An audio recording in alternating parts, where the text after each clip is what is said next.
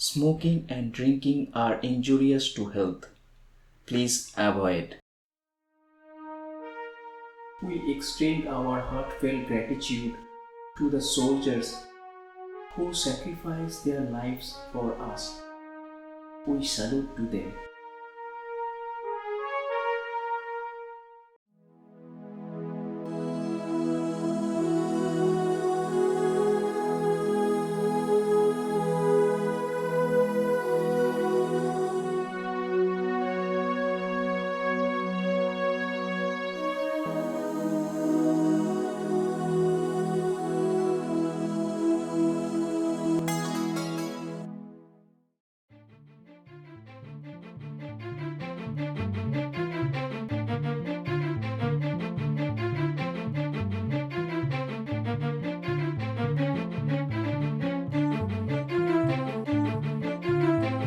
নমস্কার শ্রোতা বন্ধুরা, বোহেমিয়ানের গল্পের আসরে আপনাদের স্বাগত।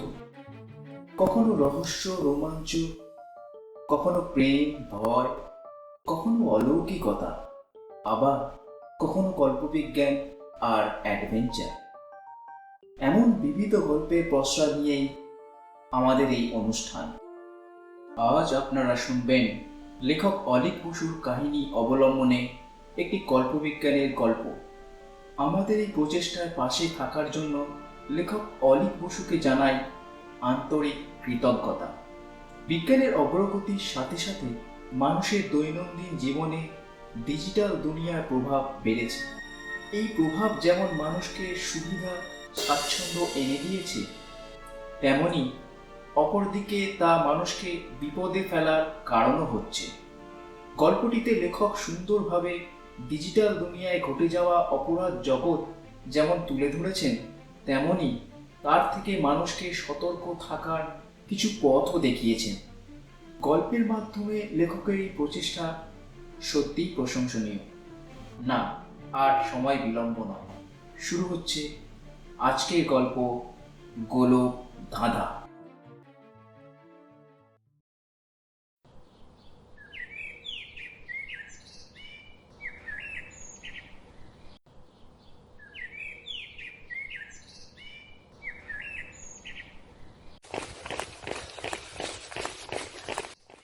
ভোরবেলা মর্নিং ওয়াক রুদ্রর বরাবরের অভ্যাস। ভোরের শান্ত বাতাস ভেদ করে রুদ্র যখন ছুটে চলে, সমস্ত শহর তখনও রাত্রির আলস্যের আড়মোড়া কাটাতে পারে না। রুদ্রর মর্নিং ওয়াককে ওয়াক বললে ভুল হবে, এটাকে দৌড়নোই বলতে হবে।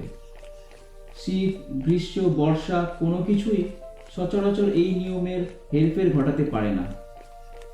ডক্টর জগন্নাথ বসু লেনের বাড়ি থেকে এলিজাবেথ পার্ক, তা মাইল দুয়েকের পথ। তারপর পার্কের লেকের চারপাশ বারচারের চক্কর মেরে বাড়ি ফেরা, সব মিলিয়ে মাইল ছয়েক তো হবেই। পার্কটি বেশ মনোরম।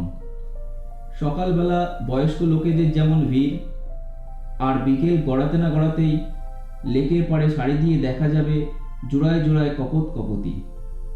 তাদের রঙিন বেশভূষা আর প্রেমের রং বেরঙের গল্পে জায়গাটি এক অন্য মাত্রা পায়। পার্কের সবুজ গাছপালা আর দিঘির শান্ত জল যেন অবনতি মনের সুখ, দুঃখ, স্বপ্নের ভাঙা গড়ার চিরন্তন সাক্ষী হয়ে চলেছে। পার্কটির একটা সুন্দর ইতিহাসও আছে।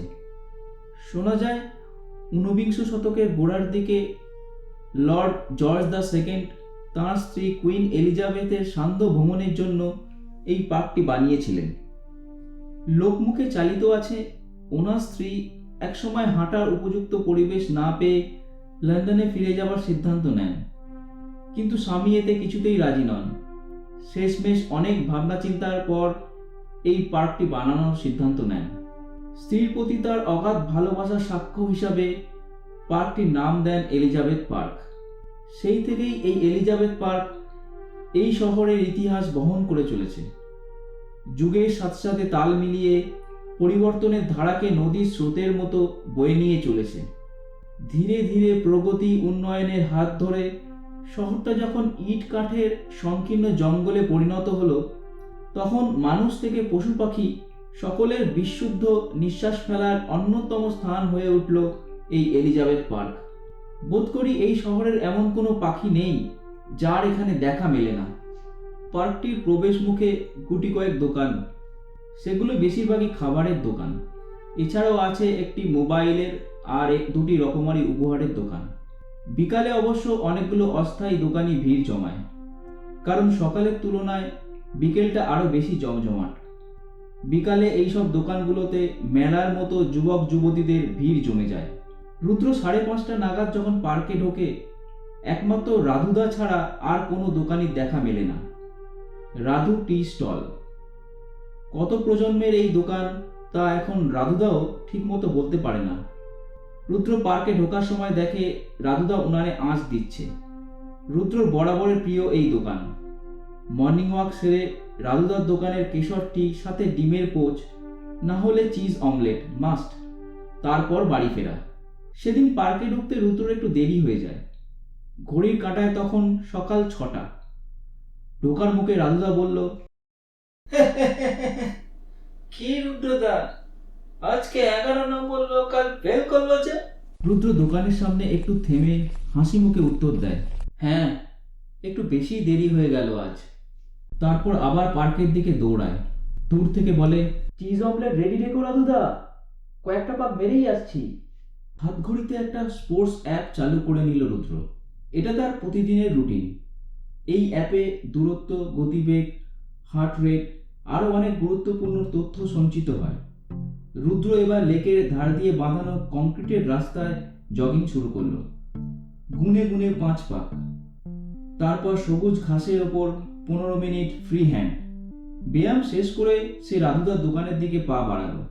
সে দোকানের সামনে আসতেই রাধুদা চিজ অমলেট বানাতে শুরু করলো। টিভিতে কি একটা ব্যাংক ডাকাতির খবর দেখাচ্ছে। রুদ্র রাধুদাকে টিভির আওয়াজটা একটু বাড়াতে বলল। এদিকে টিভির সাংবাদিক বলে চলল, ঘটনাটি ঘটে ঠিক আজ ভোর 1:45 নাগাদ। দর্শক, আপনারা দেখছেন A1 নিউজের এক্সক্লুসিভ রিপোর্ট। আমরাই আপনাদের সামনে সেই নিউজ ব্রেক করছি। এই সাইবার ডাকাতির ঘটনা সবার প্রথম তুলে ধরছি। আপনারা সবাই যখন গভীর ঘুমে মগ্ন, ঠিক তখনই, হ্যাঁ দর্শক, ঠিক তখনই ঘটে গেল দেশের ইতিহাসের সবচেয়ে বড় সাইবার জালিয়াতি। বিশেষজ্ঞরা বলছেন এই ঘটনা আমাদের দেশের সাইবার সিকিউরিটির উপর একটা মস্ত বড় আঘাত। সাইবার সুরক্ষা আরও কত গুণে উন্নত হওয়া উচিত তা এই ঘটনা আমাদের শিখিয়ে দিল। জালিয়াতির টাকার অঙ্কটা জানলে দর্শক আপনাদের মাথা ঘুরে যাবে। এখনো পর্যন্ত যা তথ্য সামনে এসেছে তাতে জানা গেছে টাকার অঙ্কটা প্রায় $1 বিলিয়ন মার্কিন। দর্শক, আমার পিছনে আপনারা দেখতে পাচ্ছেন এই শহরের ডিজিটাল গোল্ড এক্সচেঞ্জের মেইন অফিস। ডাকাতির 1 ঘন্টার মধ্যেই আমাদের চ্যানেল, হ্যাঁ দর্শক, আমাদের চ্যানেল সর্বপ্রথম এই ব্রেকিং নিউজ আপনাদের সামনে নিয়ে আসছে। দর্শক, আপনাদের জানিয়ে রাখি, এই ডিজিটাল গোল্ড এক্সচেঞ্জ হলো দেশের বৃহত্তম ক্রিপ্টোকারেন্সি এক্সচেঞ্জ। এই সংস্থার হাত ধরেই দেশে ক্রিপ্টোকারেন্সির বেচাকেনা শুরু হয়। দেশের সমস্ত ক্রিপ্টোকারেন্সির প্রায় 70% রয়েছে এদের হাতে। তাই এই সাইবার ডাকাতি দেশের অর্থনীতির উপর যথেষ্ট প্রভাব ফেলবে, বিশেষজ্ঞরা সেটাই মনে করছেন। সংস্থার কর্ণধার মিস্টার সুমিত গোয়েল এখনো পর্যন্ত কোনো পাবলিক স্টেটমেন্ট দেননি। আমাদের দেশের গোয়েন্দা বিভাগ CDO মানে সেন্ট্রাল ডিটেকটিভ অর্গানাইজেশনের চেয়ারম্যান মিস্টার দীনেশ সোম এক বিবৃতিতে সংবাদ মাধ্যমকে জানিয়েছেন উনি এই ডাকাতির সাথে গত বছরের শুরুর দিকে ঘটে যাওয়া কমনওয়েলথ পাবলিক ব্যাংক ডাকাতির সাথে মিল খুঁজে পাচ্ছেন। ওনার বক্তব্য অনুযায়ী এই দুটি ডাকাতি একই টিমের কাজ। দীনেশ সোম আরও বলেন, ওনারা অনুমান করছেন এই ব্যাংক ডাকাতিতে অত্যাধুনিক ডার্ক ওয়েব টানেল প্রযুক্তি ব্যবহার করা হয়েছে। উনি আশা করছেন শীঘ্রই এই ডাকাতির কিনারা করতে পারবেন। এই সূত্রে আপনাদের জানিয়ে রাখি, এই ঘটনার জেরে শেয়ার বাজারে বিপুল পরিমাণ ধস নামতে পারে। বিশেষজ্ঞদের একাংশ সেটাই অনুমান করছেন। রুদ্র এতক্ষণ মন্ত্রমুগ্ধের মতো সাংবাদিকের কথাগুলো শুনছিল। চিজ অমলেট ট্রেতেই পড়ে থাকলো। এদিকে চাও ঠান্ডা হয়ে গেছে। রাধুদা যখন দেখলো রুদ্র কিছুই মুখে দিচ্ছে না, বলে উঠল, চা তো ঠান্ডা হয়ে গেল রুদ্রদা, আর একবার গরম করে দেব নাকি? রাধুর কথায় রুদ্র সম্বিত ফিরে পেল। জলের বোতল খুলে একটু জল খেয়ে বলল, আজ থাক রাধুদা, কাল খাবো, চলি এখন।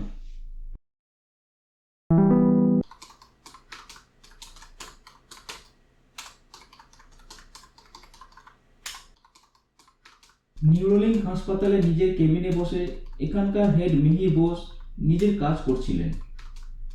এই সময় ডক্টর প্রয়াস হন্তদন্ত হয়ে কেবিনে ঢুকে বলে, ডক্টর বোস, ডক্টর বোস, একটা সমস্যা দেখা দিয়েছে। ডক্টর বোস কম্পিউটারে কিছু টাইপ করছিলেন। স্ক্রিনের থেকে মুখ না তুলেই জিজ্ঞেস করলেন, কি ব্যাপার প্রয়াস, তোমাকে উদ্বিগ্ন মনে হচ্ছে? স্যার বোস, ওই যে পেশেন্টটা, ওই যে গত মাসে এখান থেকে ট্রিটমেন্ট হলো। ডক্টর বোস এবারে একটু ক্ষিপ্ত হলেন। প্রয়াসের দিকে তাকিয়ে জিজ্ঞেস করলেন, কাম ডাউন ডক্টর, কাম ডাউন। ডক্টর বোস টেবিলে রাখা জলের গ্লাসের ঢাকনা খুলে গ্লাসটা প্রয়াসের দিকে বাড়িয়ে দিয়ে বলল, এই না, শান্ত হয়ে বলো কি হয়েছে। প্রয়াস জলের গ্লাসটা তুলে নিয়ে এক নিমেষে কয়েক ঢোক জল খেয়ে গ্লাসটা টেবিলের উপর রেখে দেয়। তারপর বলল, স্যার, গত মাসে যে মধ্যবয়স্ক ভদ্রমহিলা এখানে ট্রিটমেন্ট করালেন, উনি মারা গেছেন। আর বাড়ির লোক পুলিশে কমপ্লেন করেছে, আমাদের ভুল ট্রিটমেন্টের কারণেই নাকি উনি মারা গেছেন। ইনভেস্টিগেটিং অফিসার মিস্টার দেব এখানে এসেছেন, আপনার সাথে দেখা করতে চান।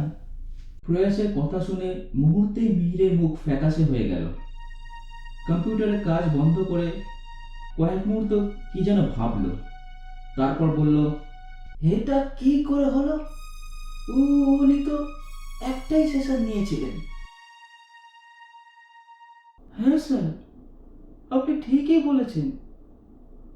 প্রথম সেশনে তো শুধুমাত্র রোগীর ক্যাপাসিটি পরিমাপ করা হয়, খুবই মাইল্ড সিগন্যাল পুশ করা হয়। আমারও এতে সন্দেহ হচ্ছে, নিশ্চয়ই ওনার অন্য কোনো শারীরিক সমস্যা হয়েছিল। We have to protect our company and reputation.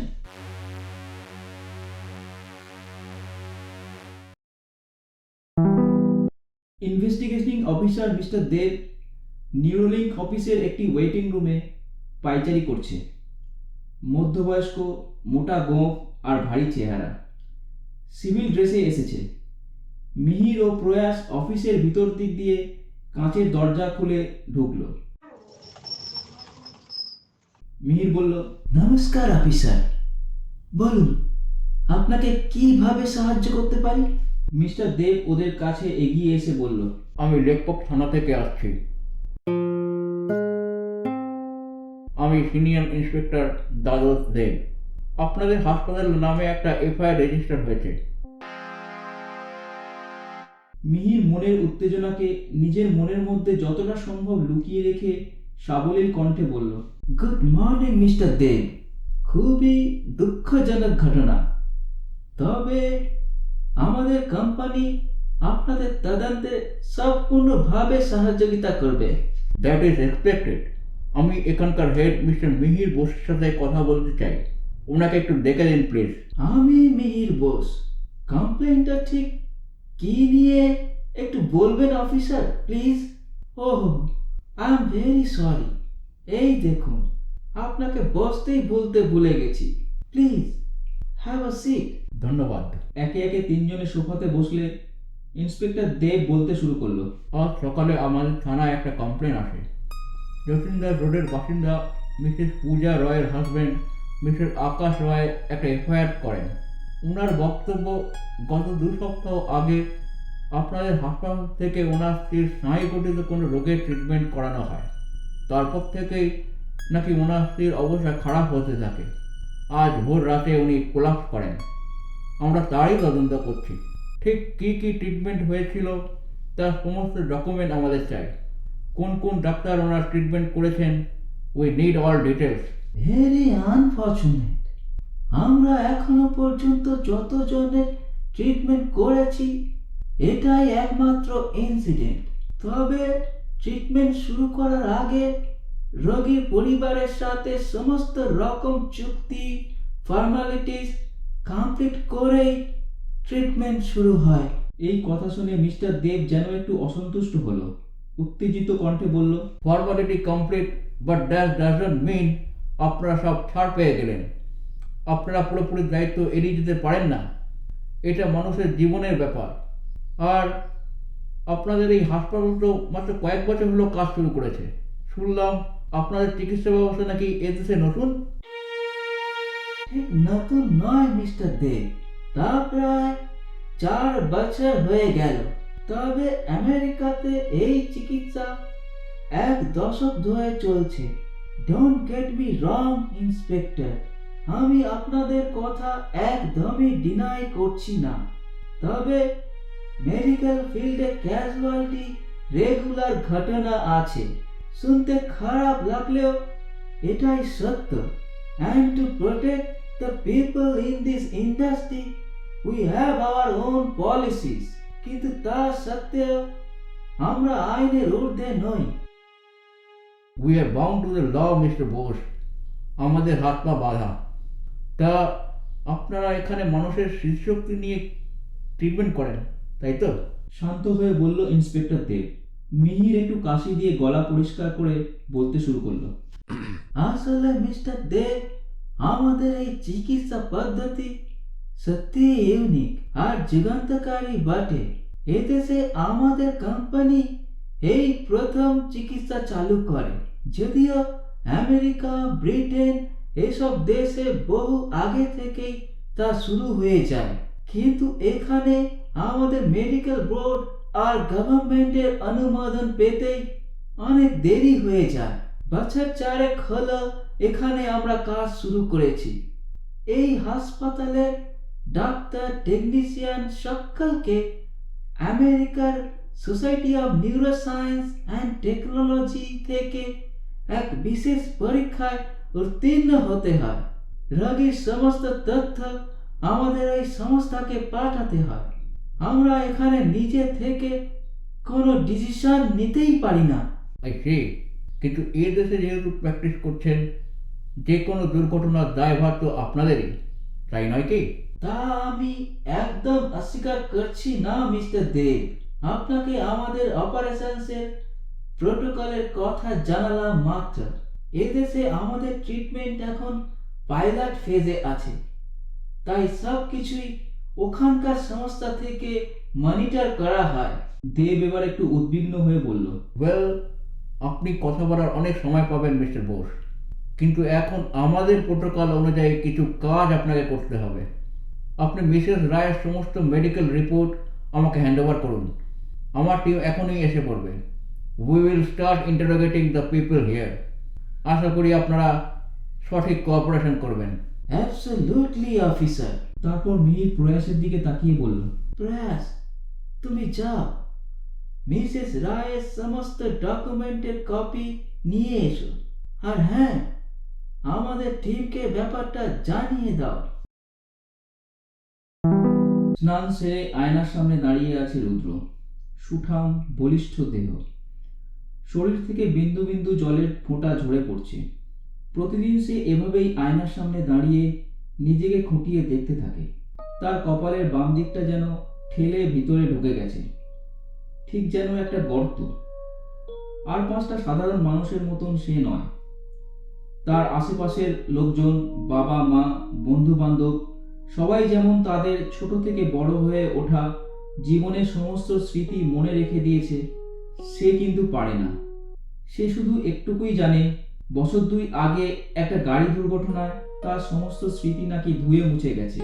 দুর্ঘটনার পর বহুদিন নাকি সে কোমায় কাটিয়েছে।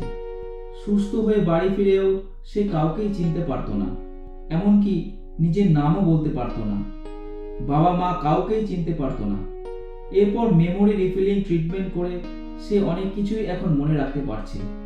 মেমোরি রিফিলিং ব্যাপারটাই পরনির্ভরশীল, মানে অন্যের স্মৃতি তার মস্তিষ্কের মধ্যে ঢুকিয়ে দেওয়া। এর মধ্যে তার নিজস্ব কোনো স্মৃতি নেই। এই যেমন ছোটবেলায় সে মিষ্টি খেতে ভালোবাসত, পড়াশোনায় তেমন ভালো ছিল না, সবকিছুই তার বাবা মায়ের স্মৃতি থেকে ধার করা। অন্যরা যতটা নিখুঁত আর খুঁটিয়ে জানাতে পারবে, সেইটুকুই তার মস্তিষ্কে মেমোরি রিফিলিং এর মাধ্যমে ঢুকিয়ে দেওয়া হবে। তবে ডাক্তারদের ভাষায় ওর স্মৃতি এখনো সুস্থ মানুষের মতো নয়। দুর্ঘটনার কারণে মস্তিষ্কের ক্ষমতা অনেকটাই হ্রাস পেয়েছে। এখনো নতুন স্মৃতি সে ঠিকমতো ধরে রাখতে পারে না, অনেক কিছুই মনে রাখতে পারে না। তবে এটা লক্ষ্য করেছে, কিছু কিছু ক্ষেত্রে তার মস্তিষ্কের ক্ষমতা অনেক গুণ বেড়ে গেছে। যেমন কম্পিউটার বিষয়ে সে এখন দারুণ পারদর্শী। এথিক্যাল হ্যাকিংয়ে সে দেশের এক অন্যতম নাম। একটি মাল্টিন্যাশনাল কোম্পানিতে সাইবার সিকিউরিটির বড় পদে চাকরি করে। মা বাবার স্মৃতি অনুযায়ী সে কম্পিউটার সায়েন্স নিয়ে পড়াশোনা করেছে।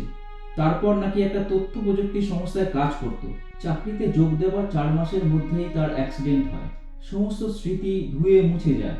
সেই 2 বছর আগের দিন আর আজকের এই দিন, অনেক ঘাত প্রতিঘাতের মধ্যে দিয়ে তাকে যেতে হয়েছে। ডাক্তাররা নাকি বলেছিল তার বাঁচার আশা 30%। কোন অলৌকিক বলে সে আবার জীবন ফিরে পায় সে তা নিজেও জানে না। আয়নার সামনে দাঁড়িয়ে এইসব ভাবছে, হঠাৎ মায়ের গলা পেল বাইরে থেকে। কিরে, অফিস যাবি না? অনেক বেলা হয়ে গেল রে। মায়ের ডাক শুনে ঘোর কাটে রুদ্র। হাঁক দিয়ে বলল, আসছি, হয়ে গেছে। আবার টেবিলে দিয়ে দিয়েছি, তাড়াতাড়ি আয়, ঠান্ডা হয়ে যাবে। হ্যাঁ হ্যাঁ আসছি। তাড়াতাড়ি রেডি হয়ে নেয় রুদ্র। তারপর কাবারে রাখা মিক্স কালারের ট্রিলবি হ্যাটটা পরে নেয়। এই হ্যাট তার সব সময়ের সঙ্গী। বাইরের জগৎ থেকে নিজের অতীতকে ঢাকতেই এটার প্রয়োজন। আমরা সকলেই জায়গায় জায়গায় কেমন যেন বালখিল্যের মতো আচরণ করি।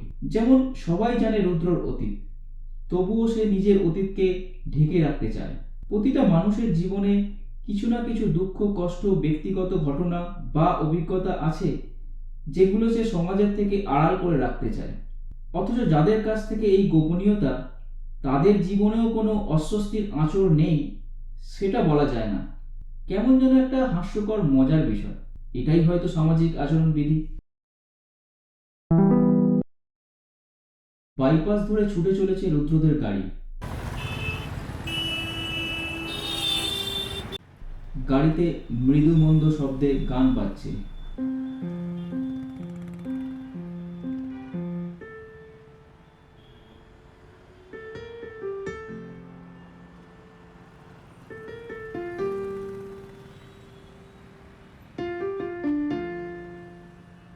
রাধিকা গাড়ি চালাচ্ছে। রাধিকা তাদের অফিসে মাস কয়েক হলো যোগ দিয়েছে। সে আর রুদ্র একই টিমে কাজ করে। রাধিকা তার বাড়ির কাছেই একটা পিজিতে থাকে। তবে বাড়ির ঠিক কাছে বললে ভুল হবে। রুদ্রকে তার জগন্নাথ বসু লেনের বাড়ি থেকে একটা অটো নিয়ে মিনিট 10 এগিয়ে আসতে হয়। তারপর রাধিকা তাকে পিক করে নেয়। মুখে না বললেও রুদ্র এতদিনে এটা বুঝে গেছে রাধিকা তাকে পছন্দ করে। কিন্তু রুদ্র এখনো কোনো কিছু স্থির করতে পারেনি। সে এখনো পুরোপুরি সুস্থ নয়। তাকে ট্রিটমেন্টের জন্য এখনো নিউরোলিঙ্ক হাসপাতালে যেতে হয়। চারপাশে ঘটে যাওয়া অনেক কিছুই সে মনে রাখতে পারে না। নিজের ভবিষ্যৎ নিয়ে সে এখনো নিশ্চিত নয়। রাধিকা দিল্লিতে বড় হয়েছে। মা বাঙালি, তাই বাংলা জানে। নিস্তব্ধতা ভাঙল রাধিকাই। রিসেন্ট সাইবার হ্যাকিং এর ঘটনাটা শুনেছো বস? রাধিকা রুদ্রকে মজা করে বস বলে ডাকে। বয়সে সমবয়সী হলেও অফিসে রুদ্র ওদের টিম হেড। রুদ্র বাইরের দিকে তাকিয়েছিল। এবার রাধিকার দিকে মুখ ঘুরিয়ে বলল, আগে তুই আমাকে বল, কবে থেকে বস বলা বন্ধ করবি? রাধিকা মুচকি হেসে বলল, সেটি হচ্ছে না বস, রিস্তে মে তুমি আমার বস লাগছো বস। দুজনেই হো হো করে হেসে ফেলল। হাসি থামিয়ে রুদ্র বলল, রিয়েলি অ্যালার্মিং। পরপর 2 বছরে 2টো বড় সাইবার হ্যাকিং।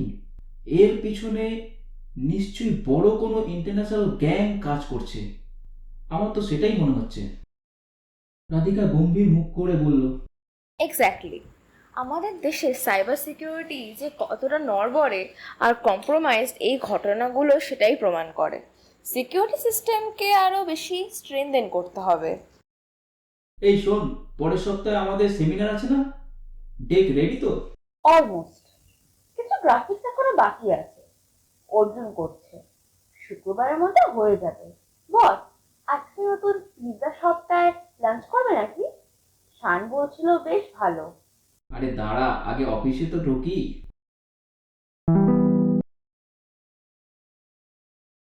সিডিও মানে সেন্ট্রাল ডিটেকটিভ অর্গানাইজেশনের অফিসে একটা মিটিং রুমে গোয়েন্দাকর্তা দীনেশ সোম কয়েকজনকে নিয়ে মিটিং করছে। মিটিংয়ের বিষয়বস্তু হলো সম্প্রতি ঘটে যাওয়া দুটো বড় সাইবার ডাকাতি। প্রজেক্টর স্ক্রিনে তারই একটা প্রেজেন্টেশন। দীনেশ সোম বলল, গাইজ, আমাদের হাইকমান্ড থেকে স্ট্রিক্ট ইনস্ট্রাকশন এসেছে। এবার যদি আমরা এইসব কেসের কিনারা করতে না পারি তাহলে আমাদের চাকরিতে ইম্প্যাক্ট পড়বে। They will cut the budget for us. এমনকি কিছু জনের চাকরিও যেতে পারে। টিম, ব্যাপারটা খুব সিরিয়াস। সামনের চেয়ারে বসেছিল উমেশ।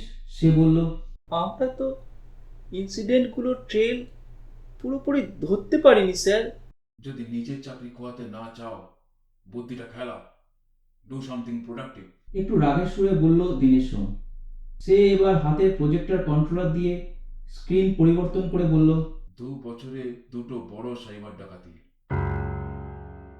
প্রথমটি 15 মার্চ 2030 কমনওয়েলথ পাবলিক ব্যাংকে। দ্বিতীয়টি ঘটে ডিজিটাল গোল্ড এক্সচেঞ্জে এই বছরের জুন মাসে। দীনেশের সামনের চেয়ারে বসেছিল বিলাস। সে এবার বলল, sir, may I? Go had Vilas. Sir, Commonwealth ব্যাংকের ইনসিডেন্টটা নিয়ে আমি কিছু সারপ্রাইজিং ফ্যাক্ট অবজার্ভ করেছি। ওদের প্ল্যানিং অনেক আগে থেকেই ছিল। আমাদের যে চেন ব্যাংকিং সিস্টেম কয়েক বছর হলো চালু হয়েছে, ওরা এটারই সুযোগ নিয়েছে। দেখুন, আমাদের কমনওয়েলথ ব্যাংকের সাথে ডাইরেক্ট টাই আপ আছে আরও 5টা দেশের ব্যাংক। আবার সেই 5টা ব্যাংক অন্যান্য দেশের ব্যাংকের সাথে কানেক্টেড। এদের মধ্যে অনেকগুলো দেশ আছে যাদের সাথে আমাদের কোনো রকম কূটনৈতিক সম্পর্কই নেই। আর দুষ্কৃতীরা এটারই পুরোপুরি সুযোগ নিয়েছে। দীনেশ সোম বিলাসের কথা আরো মন দিয়ে শুনতে থাকে। Carry on. বিলাস বলে চলল, যতদূর আমরা মানি ট্রেল খুঁজে পেয়েছি আর কয়েকটি দেশের চেন ব্যাংকের সাথে কথা বলে জানতে পেরেছি, ওরা প্রায় 20টা ব্যাংকে শখানেক অ্যাকাউন্ট খোলে। আর অনেক আগেই কমনওয়েলথ ব্যাংকের সিকিউরিটি ওরা ব্রিচ করে ফেলেছিল। ইনসিডেন্টের 6 মাস আগেই, গত বছরের ডিসেম্বরে, কমনওয়েলথ ব্যাংকের যে কর্মচারীর দেহ তার ফ্ল্যাটে মৃত অবস্থায় পাওয়া যায়, সেই হ্যাকারদের হেল্প করেছিল। তার কম্পিউটার টার্মিনালকে ইউজ করেই হ্যাকাররা ব্যাংকের মেন সার্ভার অ্যাক্সেস করে। আমরা ওই কম্পিউটারের লগে তার ট্রেস পেয়েছি। দীর্ঘ 6 মাস ধরে ওরা বিভিন্ন ব্যক্তির নামে ডামি অ্যাকাউন্টগুলো কমনওয়েলথ ব্যাংকে আমরা এমন 50টা অ্যাকাউন্ট পেয়েছি যেগুলো ওই ক্রাইমে ইউজ করা হয়েছে। প্রথমে ওরা হাই ভলিউম অ্যাকাউন্টগুলো থেকে টাকা ওই 50টা অ্যাকাউন্টে ট্রান্সফার করে। তারপর সেখান থেকে আমাদের ব্যাংকের সাথে কানেক্টেড চেইন ব্যাংকগুলোর অ্যাকাউন্টে ট্রান্সফার করা হয়। সেখান থেকে আবার বাকি চেইন ব্যাংকের অ্যাকাউন্টগুলোতে।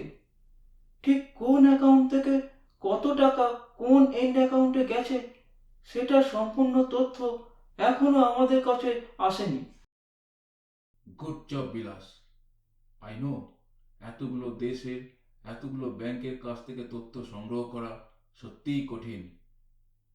তবে মানি ট্রেল কিছুটা ধরতে পারলেও আসল অপরাধীদের কোনো হদিশ আমরা পাইনি। তার উপর আবার এই বিটকয়েন ইনসিডেন্ট। টেবিলের অপর প্রান্তে বসেছিল দিগন্ত। সে এবার বলল, স্যার, একটা আপডেট আছে। আমরা নিয়মিত ডার্ক ওয়েব অ্যাক্টিভিটিস মনিটর করছি। এখন পর্যন্ত লার্জ কোনো ট্রানজ্যাকশন চোখে পড়েনি। Carry on Diganta.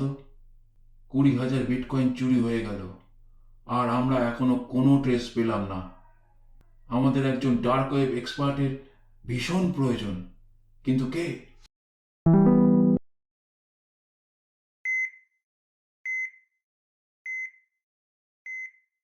নিউরোলিঙ্ক হাসপাতালের একটা কেবিনে রুদ্র চিকিৎসা চলছে।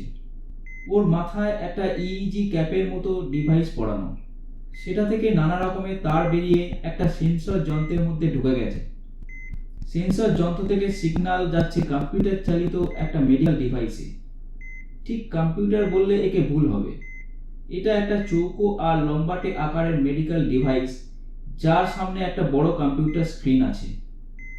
সেটাতে নানা রকমের রিডিং ভেসে উঠছে, heart rate, blood pressure, body temperature, electrocardiogram সহ মস্তিষ্কের আরও অনেক রিডিং নেওয়া হচ্ছে। কেবিনে রয়েছে ডক্টর প্রয়াস আর দুজন নার্স। ওদের সামনের দেয়ালে একটা বড় টিভির পর্দায় রুদ্রর মস্তিষ্কের সমস্ত ছবি আর প্রচুর রঙিন সংকেত ফুটে উঠছে। ডক্টর প্রয়াস টিভির পর্দার দিকে তাকিয়ে নার্সদের নির্দেশ দিচ্ছে। Mili, go slow, go slow. Hippocampus এরিয়ার গ্রাফগুলো লক্ষ্য করো, স্পাইক এন্ড ডেনসিটি। আমাদের আরেকটু ধীরে ধীরে সিগন্যাল পুশ করতে হবে, ব্রেনের প্রসেসিং এ টাইম লাগছে। মিলির হাতে একটা তার লাগানো রিমোট। সে এবার রিমোটের একটা সুইচ প্রেস করে সিগন্যালিং প্রসেস বন্ধ করলো। রুদ্রর মাথার কাছে বড় আকারের যে যন্ত্রটা সমস্ত ব্যাপারটা নিয়ন্ত্রণ করছিল, সেটার পাশেই দাঁড়িয়েছিল আর একজন নার্স, বেলা। প্রয়াস এবার বেলাকে উদ্দেশ্য করে বলল, বেলা, শর্ট টার্ম মেমোরি পুশকে 10 ইউনিট কমাও। Yes sir. বেলা একটা নব ঘুরিয়ে দিল। প্রয়াস এবার ইঙ্গিত দিতেই মিলি আবার তার হাতের রিমোট দিয়ে সিগন্যালিং প্রসেস শুরু করলো। প্রয়াস আবার টিভির পর্দার দিকে তাকালো। মেমোরি রিফিলিং পার্সেন্টেজ 60 দেখাচ্ছে। প্রয়াস বলল, আরো ঘন্টা দুয়েক লাগবে মনে হচ্ছে। যা ভেবেছিলাম তার থেকে ডবল সময় লাগছে। পরের অপারেশনটা ক্যান্সেল করতে হবে দেখছি। তাই তো দেখছি স্যার। বলল মিলি। বেলা বলল, মেমোরি ইনপুট 10 ইউনিট কমাতে হবে, কি করে বুঝলেন স্যার? প্রয়াস একটু মুচকি হেসে বলল, ওটা অভিজ্ঞতা। তবে একটা ক্যালকুলেশন আছে। ওই যে গ্রাফগুলো, আগের জায়গাগুলো দেখো, সেগুলো থেকে একটা ক্যালকুলেশন করা যায়। পরে থিওরি ক্লাসে বুঝিয়ে দেব। তারপর মিলির দিকে তাকিয়ে বলল, মিলি, তোমার সেই রিলেটিভ ট্রিটমেন্ট করতে তো এলো না? খরচ নিয়ে ওরা একটু ভাবছে স্যার। মিলি উত্তর দিল, সে স্যারকে বলে কিছু একটা অ্যাডজাস্ট করাই যাবে। তুমি ওদের আসতে বলো। বুঝতেই তো পারছো, আমাদের মান্থলি একটা টার্গেট থাকে। এটা তো আর মাথা ব্যথা, পেট ব্যথা নয় যে রোগীর দায় থাকবে। এটা অনেকটা হলো কি ওই শখের চিকিৎসা। ও হ্যাঁ, আরো একটা কথা, তোমরাও চেষ্টা করো পেশেন্ট জোগাড় করার, ভালো ইনসেনটিভ পাবে। হ্যাঁ স্যার, নিশ্চয়ই। হঠাৎ রুদ্র মাথার পাশে থাকা যন্ত্র থেকে একটা রেড লাইট ব্লিঙ্ক করতে শুরু করে। বিপ বিপ সাউন্ড হতে থাকে। তড়িঘড়ি প্রয়াস মিলিকে নির্দেশ দেয়, মিলি তৎক্ষণাৎ আবার রিমোট টিপে সিগন্যালিং প্রসেস স্টপ করে দেয়। ডক্টর প্রয়াস এবার একটু শান্ত হয়ে বলে, আজ আর এগোনো যাবে না দেখছি। পেশেন্টের জ্ঞান ফিরলে বলো নেক্সট অ্যাপয়েন্টমেন্ট নিতে।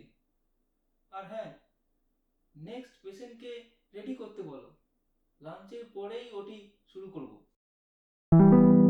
সন্ধ্যাবেলা নিজের ড্রয়িং রুমে বসে ড্রিঙ্কস করছে দিনের সঙ্গ। টিভিতে একটা নিউজ চালু আছে। নিউজে রুদ্রর কোম্পানি অ্যাডভান্টেজ সিকিউরিটির একটা লাইভ সেমিনার হচ্ছে। রুদ্র সেই সেমিনারে সাইবার ক্রাইম নিয়ে বক্তব্য রাখছে। রুদ্র বলছে, স্মার্টফোন আসার পর থেকেই আমাদের দেশে সাইবার ক্রাইম অনেক গুণ বেড়ে গেছে। মানুষের অজ্ঞতা, অসাবধানতার সুযোগ নিয়ে ক্রিমিনালরা তাদের কার্যকলাপ চালিয়ে যাচ্ছে। সময়ের সাথে সাথে তাদের চুরির কৌশলও পরিবর্তন করছে তারা। নিত্য নতুন চুরির পদ্ধতি তারা আবিষ্কার করে ফেলেছে। এগুলোকে স্মার্ট চুরিও বলতে পারেন।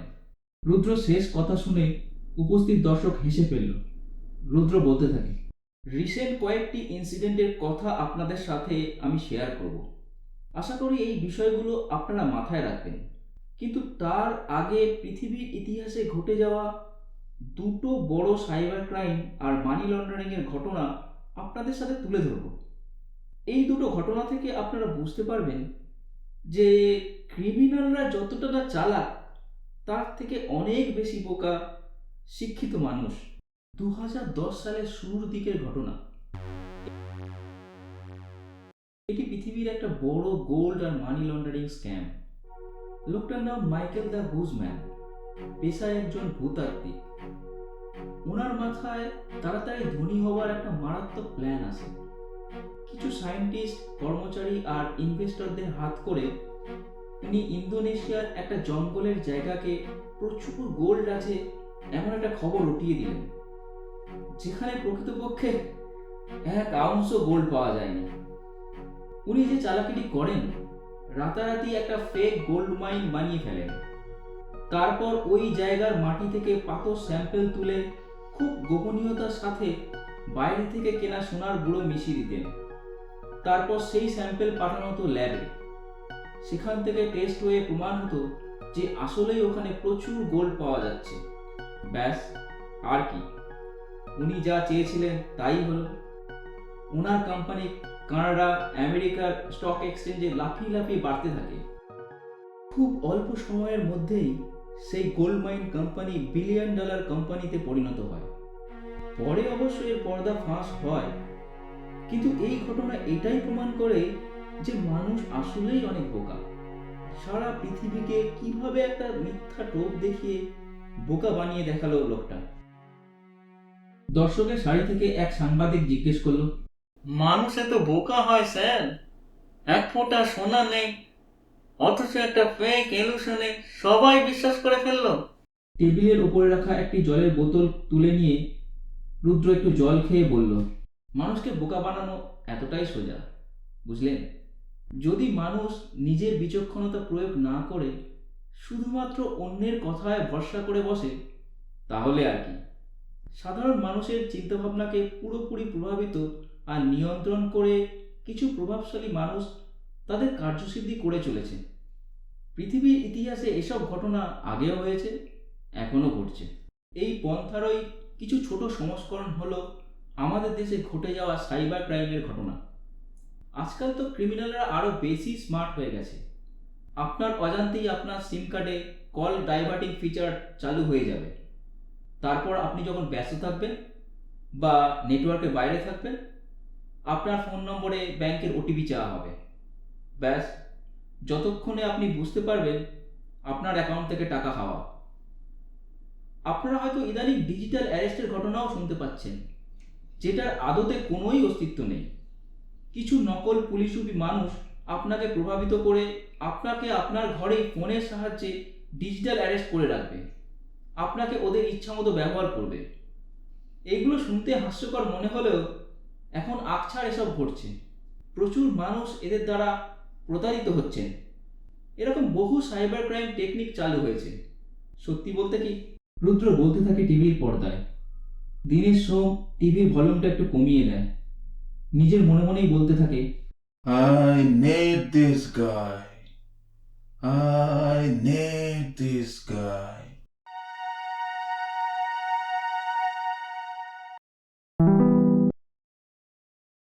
সিডিও অফিসের কনফারেন্স হলে উপস্থিত আছে দীনেশ সোম, রুদ্র, রাধিকা, দিগন্ত ও বিলাস এবং ইন্সপেক্টর দেব। সাইবার ক্রাইমের ঘটনাগুলো নিয়ে আলাপ আলোচনা চলছে। দীনেশ রুদ্রকে উদ্দেশ্য করে জিজ্ঞেস করলো, সব তো শুনলে রুদ্র, ব্যাপারটা খুবই সেন্সিটিভ। হাই কমান্ড থেকে প্রচন্ড প্রেশার, বুঝতেই তো পারছো। We have to find some way to crack the cases. এই ব্যাপারে তোমার সাহায্য আমাদের ভীষণ প্রয়োজন। রুদ্র কিছুক্ষণ ভাবল, তারপর বলতে শুরু করলো, দেখুন, কমনওয়েলথ ব্যাংকের স্ক্যামের বিষয়ে আমার প্রথম সাজেশন হলো ওই ব্যাংকের যে অ্যাকাউন্টগুলোতে টাকা ট্রান্সফার করা হয়েছে এবং তাদের সাথে অন্যান্য দেশের যেসব লিঙ্কড ব্যাংক অ্যাকাউন্টগুলো আছে সবগুলোই আপনারা ফ্রিজ করে দিতে বলুন। আমার মনে হয় ওই অ্যাকাউন্টগুলো থেকে সব টাকা এখনো তোলা হয়নি। আপনি ঠিক বলেছেন স্যার, ওরা এই কাঁচা কাজটি করছে না। আমরা যা খবর পেয়েছি এখনো 50% টাকা অ্যাকাউন্টেই আছে, বলল দিগন্ত। That's good. ফ্রিজ করলে যেটা হবে, ওই সব দেশের কানেক্টেড যে ব্যাংকগুলোর অ্যাকাউন্ট আছে, মানে আরও অন্যান্য দেশের সাথে, তারা ওদের সাথে যোগাযোগ করবে। কারণ অ্যাকাউন্টগুলো বন্ধ হয়ে গেলে তাদের কাস্টমারদের কাছ থেকে তাদের কাছে কমপ্লেন আসবে। আর যেহেতু চুরিটা হয়েছে 3টে লেয়ারে, আমার মনে হয় 3য় লেয়ারকেই মেনলি মানি উইথড্রল হিসাবে ব্যবহার করা হচ্ছে। তৃতীয় লেয়ারের ওইসব ব্যাংক থেকে কাস্টমারদের জানাতে বলুন কাস্টমাররা যেন প্রপার কেওয়াইসি সাবমিট করে, আর ওখানকার পুলিশ অথরিটি, ব্যাংক সবাইকে অ্যালার্ট করতে হবে, তারা যেন রেডি থাকে। এইভাবে কয়েকজনকে যদি অ্যারেস্ট করা যায়, তাদের থেকে কিছু ইনফরমেশন আমরা পেতে পারি। আর এর সাথে সাথে আমি যেটা করব, যে ডিভাইস দিয়ে ফার্স্ট হ্যাকিংটা হয় বা তারপরে কোন কোন অ্যাকাউন্টে কোথা থেকে লগ ইন হয়েছে সেগুলোর আসল লোকেশন বের করা। আমি আপনাদের লগ ডেটা ঘেঁটে যা বুঝলাম, প্রথম যে হ্যাকিংটা হয়েছে তার লোকেশন দেখাচ্ছে হংকং, পরের কিছু ট্রানজ্যাকশন লগ দেখাচ্ছে সিঙ্গাপুর, মালয়েশিয়া। আমি নিশ্চিত এগুলো সবই ভিপিএন ব্যবহার করে করা হয়েছে। কিন্তু কিছু মেথড আছে যার সাহায্যে আমরা যে ডিভাইস দিয়ে কানেক্ট করা হয়েছে তার ডিটেলস, লোকেশন সবই পেতে পারি। দিনের সময় একটু হাঁপ ছেড়ে বাঁচলো মনে হলো, তারপর বলল, very good, that's like a plan. কিন্তু ডিজিটাল গোল্ড এক্সচেঞ্জ ইনসিডেন্ট মানে আমাদের বিটকয়েন চুরির ব্যাপারটা আরো বেশি সেন্সিটিভ। প্রায় $1 বিলিয়ন হাওয়া করে দিয়েছে। আমরা ডার্ক ওয়েবে বড় বড় এক্সচেঞ্জগুলো মনিটর করছি, কিন্তু এখনো পর্যন্ত সন্দেহজনক কিছুই চোখে পড়েনি যা এই চুরির সাথে যুক্ত থাকতে পারে। যে ওয়ালেট আর অ্যাড্রেস ব্যবহার করে বিটকয়েনগুলো ট্রান্সফার করা হয়, আমাদের কাছে শুধুমাত্র তার ডিটেলস আছে, কিন্তু সেই ওয়ালেটগুলো এখন খালি। ওখান থেকে বিটকয়েনগুলো কোথায় ট্রান্সফার করা হয়েছে তার কোনো ট্রেস আমরা পাইনি। রুদ্র কয়েক মুহূর্ত ভেবে বলল, স্যার, ডার্ক ওয়েব নিয়ে আমার অভিজ্ঞতা খুবই সীমিত।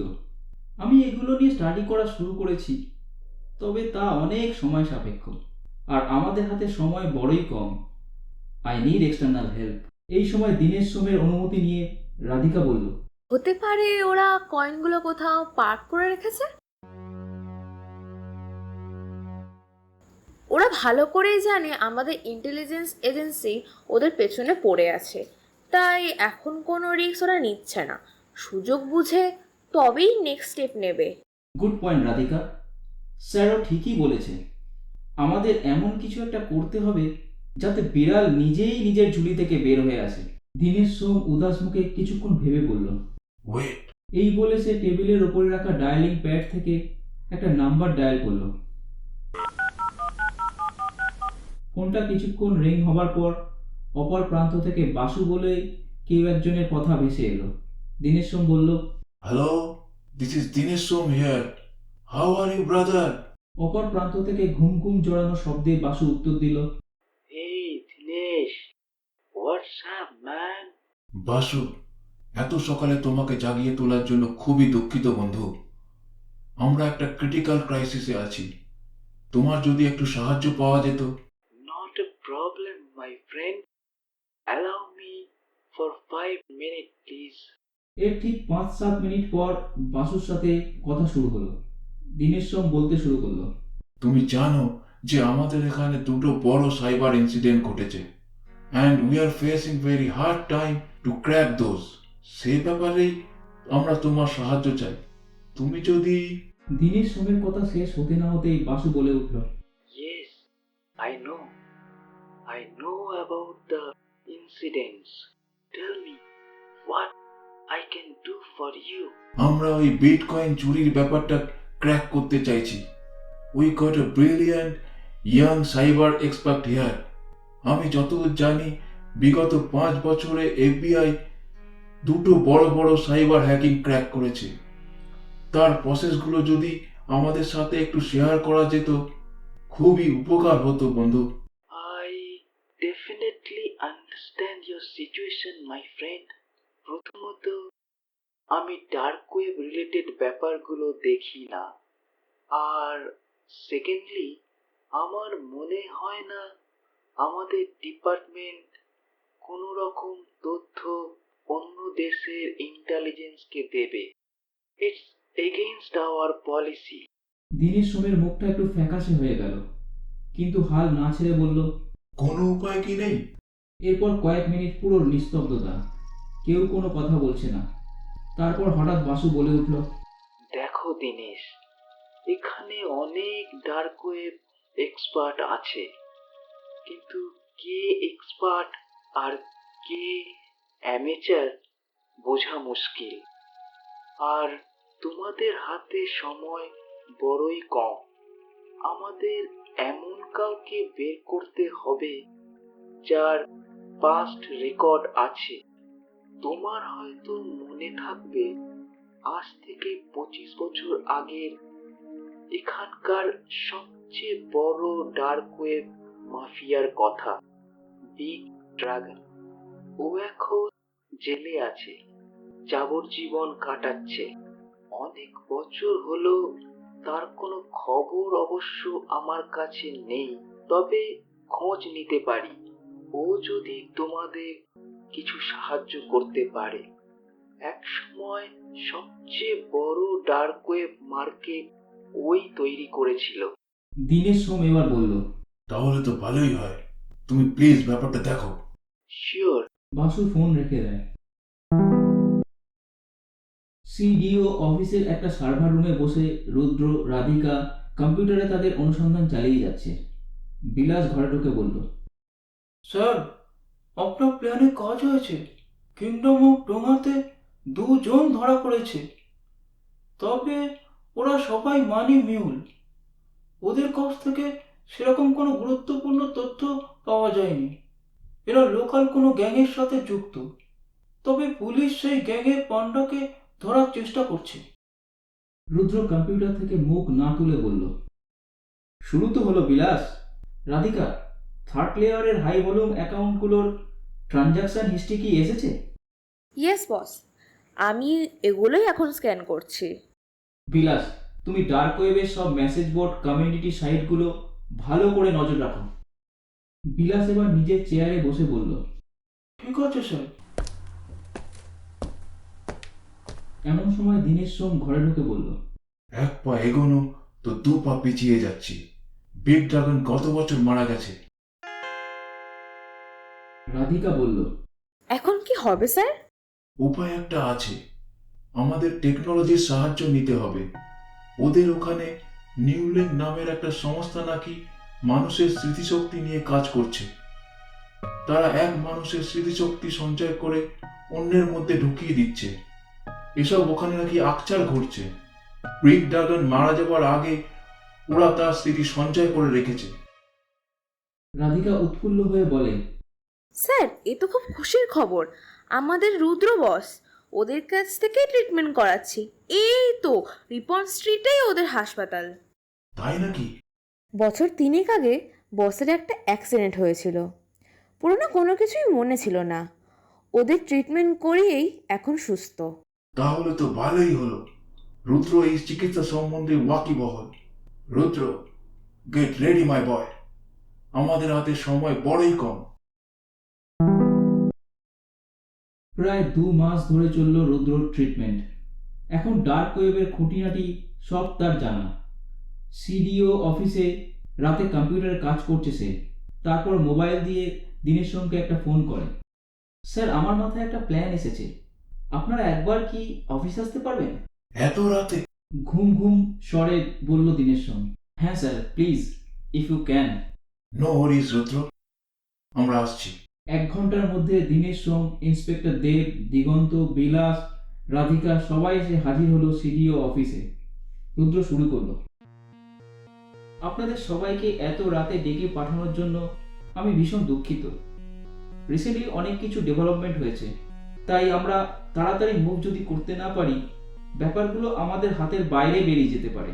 আমাদের একটা ট্র্যাপ তৈরি করতে হবে, ইঁদুর ধরার যেমন যন্ত্র সেরকম। তবে এটা হবে ডিজিটাল ট্র্যাপ। ডিজিটাল চোরের জন্য ডিজিটাল ট্র্যাপ।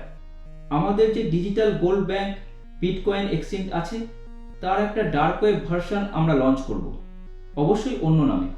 আমরা ক্রিমিনালদের অ্যাট্রাক্ট করার জন্য প্রচুর প্রমোশনাল অফার রাখব। আর আমাদের বেশ কিছু হ্যাকার হায়ার করতে হবে।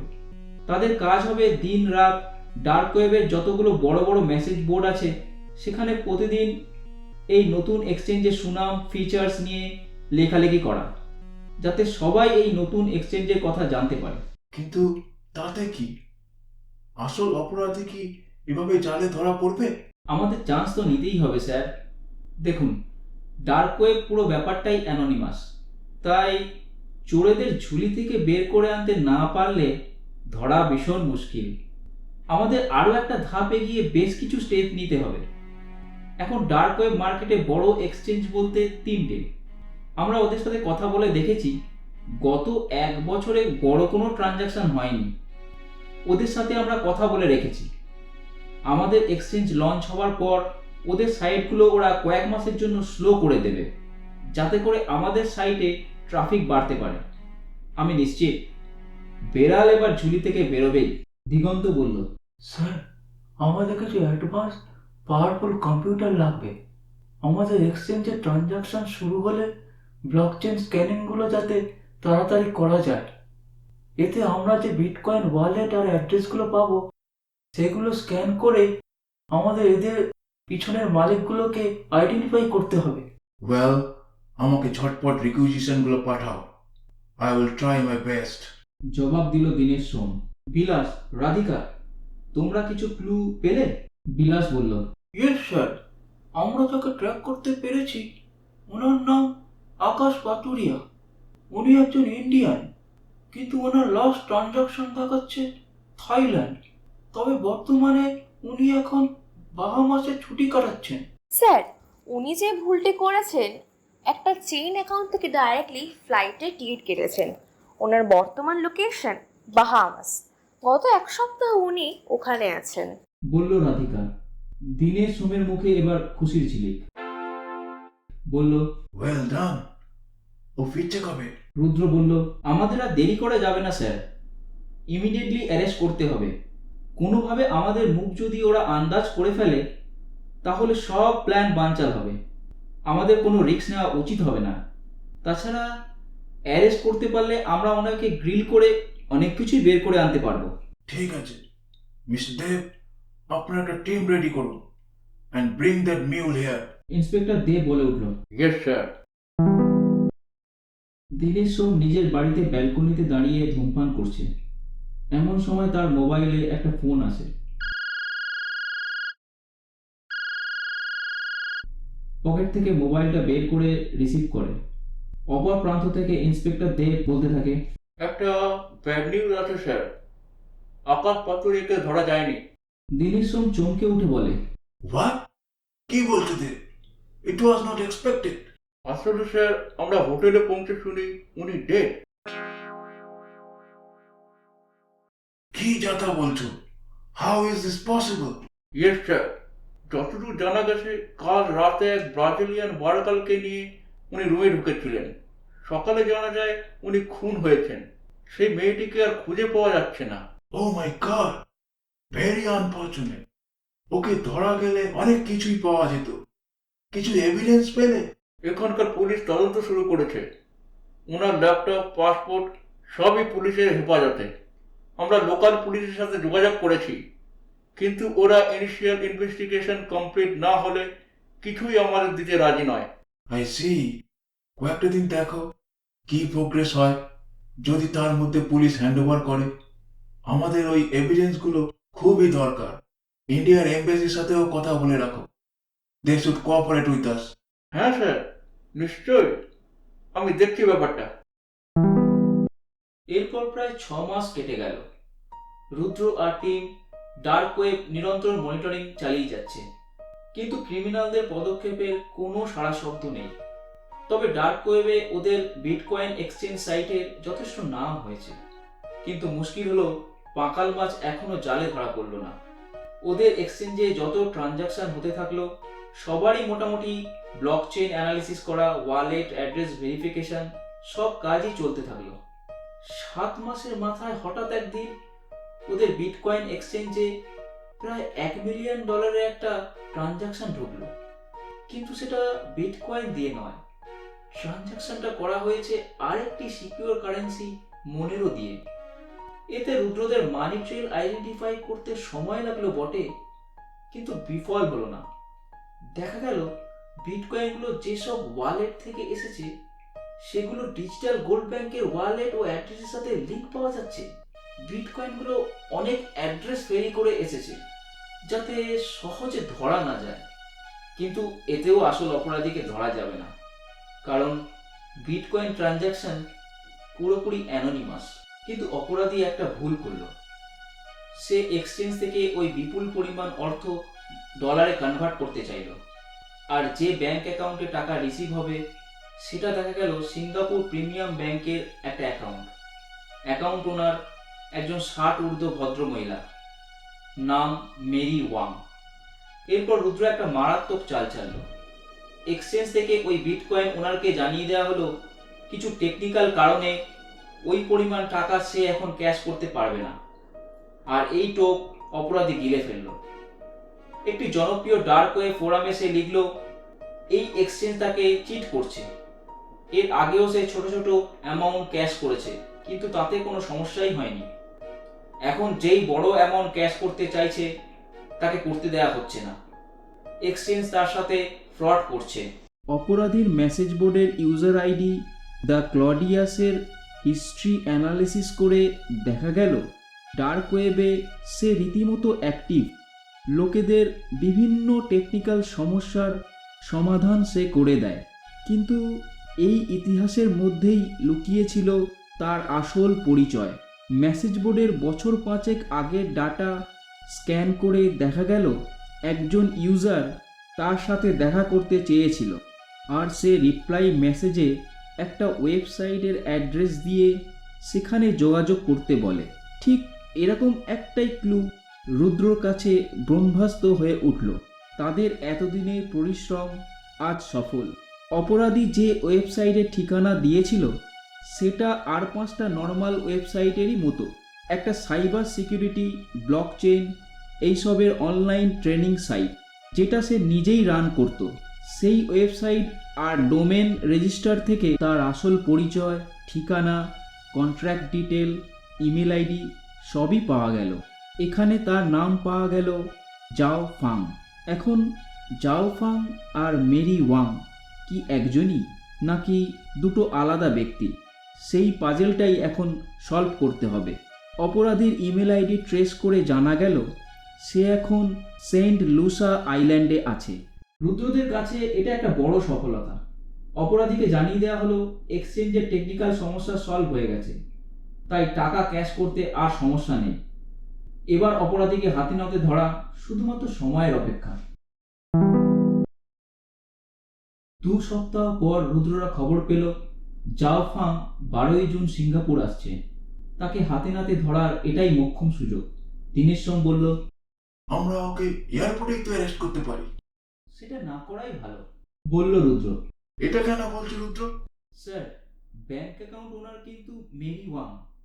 আমরা যদি জাও ফাংকে এয়ারপোর্টে অ্যারেস্ট করি তাহলে এটা প্রমাণ করা মুশকিল হবে উনিই আসল অপরাধী। হয়তো ব্যাংক অ্যাকাউন্টে উনি নকল নাম ব্যবহার করেছেন বা অন্য কারো নামে করেছেন। ওনাকে হাতে নাতে ধরতে না পারলে ব্যাপারটা ক্লিয়ার হবে না। রাইট স্যার, আপনারা ধরতে না পারলে কোর্টে প্রমাণ করা মুশকিল হবে, বলল ইন্সপেক্টর দেব। ওকে, টিম রেডি করো। আমরা 11ই জুন সিঙ্গাপুর যাচ্ছি, আর সিঙ্গাপুর পুলিশকে জানিয়ে রাখো ওরা যেন তৈরি থাকে। ওদের একটা টিম আর দেব তোমার একটা টিম এয়ারপোর্টে থাকবে। সবাই সিভিল ড্রেসে থাকবে। এয়ারপোর্ট থেকে অপরাধীকে তোমরা ফলো করবে আর মিনিট বাই মিনিট আপডেট আমাদের দেবে। আমার টিম আর সিঙ্গাপুর পুলিশ আমরা সবাই ব্যাংকে ওয়েট করব। We will catch him red-handed. Be ready. Quick. Hurry up. Let's make Operation Claudius a success. 11ই জুন পরিকল্পনা অনুযায়ী দীনেশ সোমের টিম সিঙ্গাপুর পৌঁছলো। সিঙ্গাপুর পুলিশকে সাথে নিয়ে ওরা দুটো টিমে ভাগ হয়ে গেল। একদল থাকলো এয়ারপোর্টে আর একদল জাল পাতলো সিঙ্গাপুর প্রিমিয়াম ব্যাংকে। 12ই জুন দুপুরে সিঙ্গাপুর এয়ারপোর্টে নামলো জাও ফাং, 23-24 বছরের চীনা ছোকরা। এয়ারপোর্ট থেকে সে সোজা চলে গেল টাম্পাইন্স নামে একটি জায়গায়। এখানেই একটা ঘিঞ্জি এলাকায় পুরানো একটা ফ্ল্যাটে সে রাত কাটালো। সারা রাত দীনেশ সোমের টিম বাড়ির বাইরে রাস্তায় জেগে থাকলো। সকাল 9টার সময় যাকে ফ্ল্যাট থেকে বেরোতে দেখা গেল তাকে চেনাই যাচ্ছে না। 60 ঊর্ধ্ব এক বুড়ি। সে একটা ট্যাক্সি নিয়ে বেরিয়ে গেল। তদন্তকারী টিমের 2 জন এই সুযোগে বুড়ির ফ্ল্যাটে হানা দিল, আর বাকিরা ওই ট্যাক্সিকে ফলো করলো। বুড়ির ফ্ল্যাটে ঢুকে কিছুই পাওয়া গেল না। তার মানে জাওফাং বুড়ির বেশ ধরে ব্যাংকে যাচ্ছে। খবরটা দীনেশ সোমকে জানিয়ে দিল তারা। সিঙ্গাপুর প্রিমিয়াম ব্যাংকে দীনেশ আর টিম অপেক্ষায় ছিল। তিনজন ব্যাংকের ভেতরে সিভিল ড্রেসে আর বাকিরা আড়ালে লুকিয়েছিল। ব্যাংকের সাথে আগেই কথাবার্তা তারা বলে রেখেছিল। তিনজনেই কাস্টমার হিসেবে ব্যাংক কর্মচারীর সাথে কথা বলছে। হঠাৎ এক সময় সেই বুড়ি এসে হাজির হলো ব্যাংকে। ব্যাংক ম্যানেজার সাদর আপ্যায়ন করে তাকে বসতে বলল আপনি ওয়েট করুন, আমরা টাকা রেডি করছি। কিছুক্ষণ সব শান্ত। কিছুক্ষণ পর ব্যাংক ম্যানেজার দুটো বড় সুটকেসে টাকা নিয়ে বুড়ির হাতে তুলে দিল। বুড়ি তাকে ধন্যবাদ জানিয়ে যেই বেরোতে যাবে, ঠিক এই সময় দীনেশ সোমের টিম আর সিঙ্গাপুর পুলিশ মিলে 7-8 জন বন্দুক নিয়ে বুড়িকে ঘিরে ধরল। দীনেশ সোম চেঁচিয়ে বলল, stop mister Jafang, you are under arrest. Singapore পুলিশের একজন বলল, না হলে গুলি করতে বাধ্য হব। আপনার ছদ্মবেশটা কি আপনি খুলবেন মিস্টার জাফাং, নাকি আমরা খুলে দেব? রাশভারী গলায় বলল দীনেশ সোম। এই সুযোগে সিঙ্গাপুর পুলিশের একজন বুড়ির হাত থেকে সুটকেস দুটো ছিনিয়ে নিল। ইন্সপেক্টর দেব এবার বলল, অনেক ধোকা দিয়েছো মিস্টার ক্লডিয়াস। কি আমরা ঠিক বললাম তো? এবার ভারতের জেলের ঘানি টানতে হবে তোমাকে। তোমার আপ্যায়নের পুরো বন্দোবস্ত করা হচ্ছে। Now kindly open your mouth first. বুড়ির আর কিছু করার নেই, তার কিস্তি মাফ হয়েছে। সে কোনো পথ না পেয়ে নিজের ছদ্মবেশ খুলে ফেলল। দেখা গেল এই সেই এয়ারপোর্টের বছর 23-এর ছোকরা জাওফাং। দীনেশ সোম এবার সিঙ্গাপুর পুলিশের একজনকে বলল, thank you mister Lee Chen, আপনাকে অসংখ্য ধন্যবাদ। আপনাদের সাহায্য ছাড়া অপারেশনটা কোনো মতেই সম্ভব ছিল না। আপনাদের ফর্মালিটিস কমপ্লিট হলে আমরা ওকে ইন্ডিয়া নিয়ে যাব। Please cooperate. দীনেশ সোম এবার রুদ্রকে একটা ফোন করলো। We done it Rudra, we done it. He is in our hand now. তোমার টিমকে অসংখ্য ধন্যবাদ। এক্সেলেন্ট জব মাই বয়। পরশু দেখা হচ্ছে। We will have a grand celebration.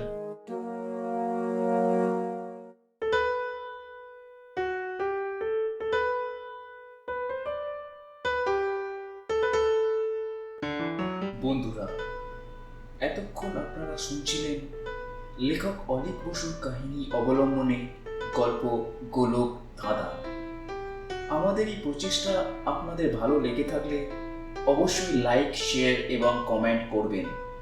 এরকম আরও অনেক আকর্ষণীয় গল্প শুনতে অনুগ্রহ করে চ্যানেলটিকে সাবস্ক্রাইব করবেন। আজ তবে এ পর্যন্তই। আমি মেঘদূত আপনাদের থেকে অনুমতি চেয়ে নিচ্ছি। আগামী পর্বে আবার দেখা হবে আরও একটি আকর্ষণীয় গল্পের সাথে। ভালো থাকবেন, সুস্থ থাকবেন, আনন্দে থাকবেন, কারণ জীবন আনন্দ।